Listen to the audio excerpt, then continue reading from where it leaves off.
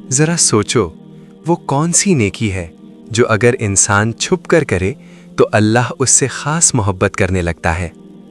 ایسی نیکی جو قبر میں روشنی بن جائے، قیامت کے دن سایہ بنے اور گناہوں کو ایسے مٹا دے جیسے آگ کے سامنے برف پگھل جاتی ہے۔ یہ نیکی نہ زبان مانگتی ہے، نہ دکھاوا چاہتی ہے، نہ شہرت کی محتاج ہے، بس ایک صاف نیت اور ایک نرم دل چاہیے۔ نبی کریم صلی اللہ علیہ وسلم نے فرمایا، 7 لوگ قیامت کے دن اللہ کے سائے میں ہوں گے۔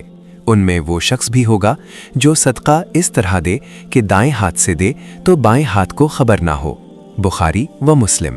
خفیہ صدقہ یعنی اللہ کے لیے چپکے سے دیا گیا صدقہ، یہ وہ نیکی ہے جو اللہ کو سب سے زیادہ پسند ہے، کیونکہ اس میں صرف اللہ ہوتا ہے، نہ لوگ، نہ تعریف، نہ دکھاوا۔